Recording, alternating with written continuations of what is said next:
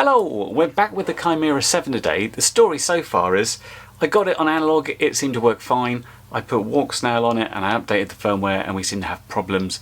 Last time I went out and I tried using some big 4000 milliamp hour light ion batteries and we had a bit of a falling out of the sky thing, and when I tried rescue mode we also fell out of the sky several times.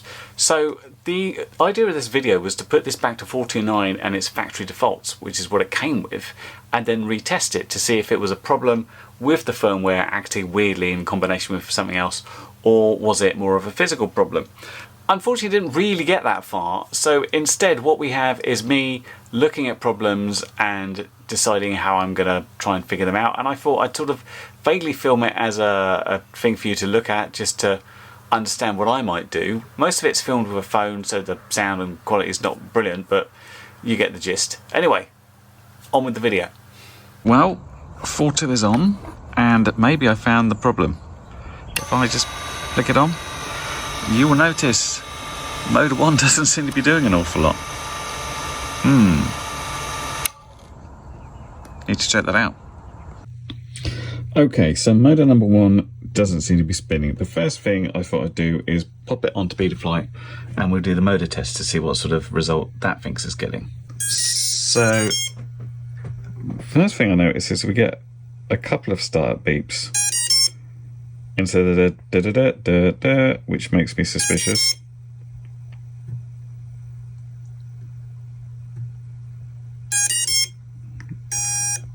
It's kind of like the ESC's restarting. So let's try motor 2.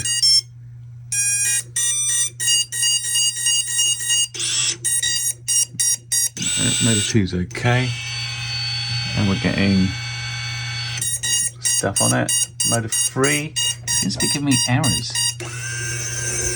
That certainly does spin up. Motor 4, spinning. We're okay there. Motor 1, look at the revolutions. And we can feel some sort of powers going through it, but something is definitely not right there. So another thing I thought useful was to boot up BLHeli and see if we can read the setup. Not until we get the right serial port.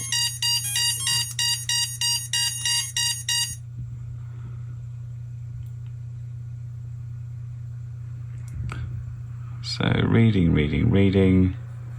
Okay, well it reads them, and I actually went through the verify here, which checks the code on there, so it's definitely talking to the ESCs. Does this lead me to think it's the motor?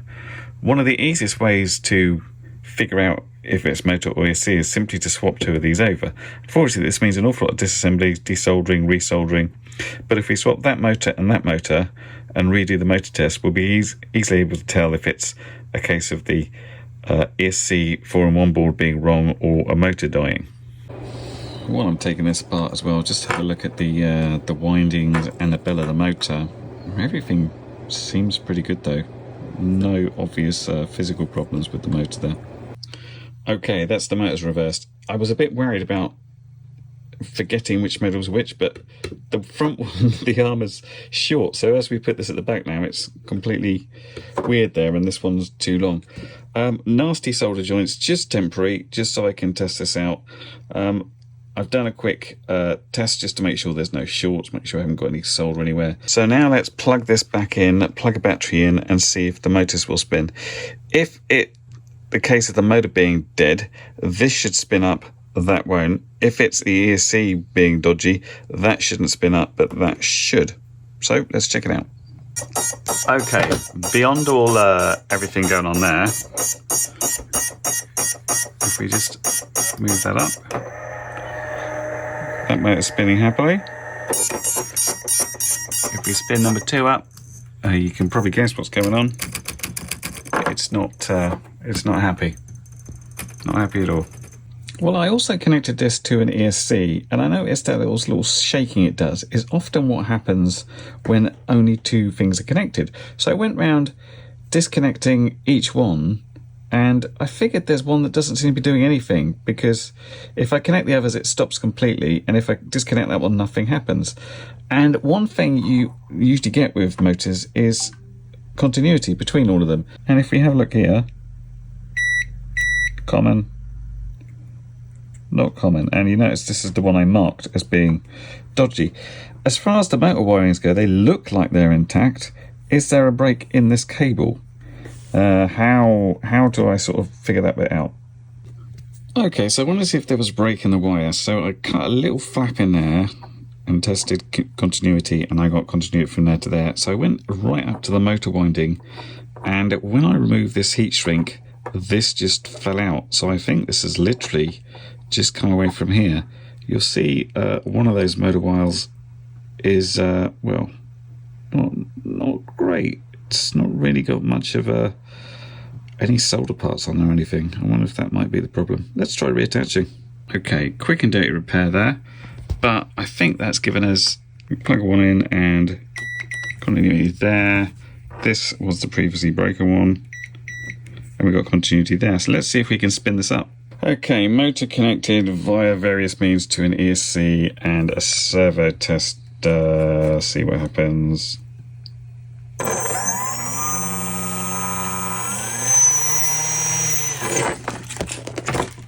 Well, it seems okay, apart from it just fell on the floor.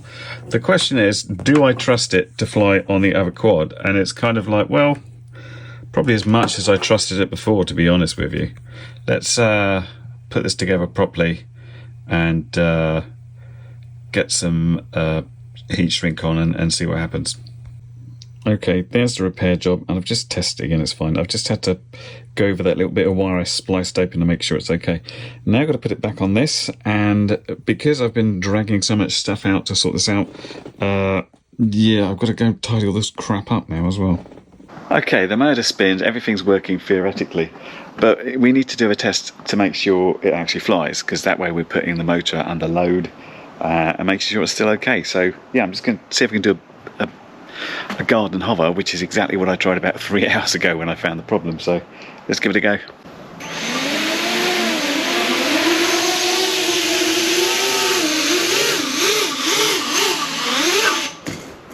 Ooh.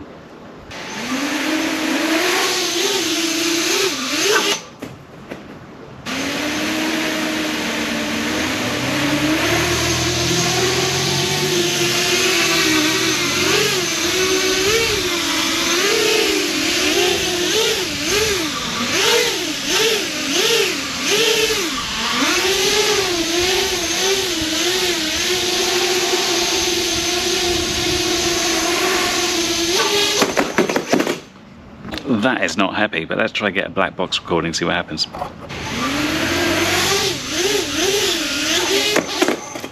Interesting, it looked like the front was shutting down and it was falling forward, which is kind of what it was doing earlier, which is motor number 3 or 4, I think. Interesting, we'll check it out. Well, I'm glad to say my black box worked this time, and I am certainly no expert in looking at this, but what I notice as I'm going along, I do these little flusters, and you can see the motors sort of go up and go down, go up and go down, and go up and go down, and then here it's like motor 1 goes crazy and then falls out, and I think it's not responding. So basically over here we start increasing the throttle, and this is at 5.3, so between here and here is 5.3 and 5.5. That's 0.2 of a second. So at this point, we're on -8 degrees roll and -1 degrees pitch. As we go up to here, we've gone to -57 and 45. So it's starting to tip. And I think what's happening is it's saying motor 1, or motor 4 in this case, go faster. And it's trying to get it to go faster, and obviously not responding, because then the quad basically falls down right on that motor where it must not be responding and lands on the ground. So motor 4, I think, has got a problem. Let's have a look at it. Okay, opened up motor 4. This is what I found. Bit more serious, this one, as it's broken the winding, and I can't work out if it's just broken Or if you look just here, you can see some blackness. Is that discoloration, or did this thing heat up, burn, and this became very weak because of it?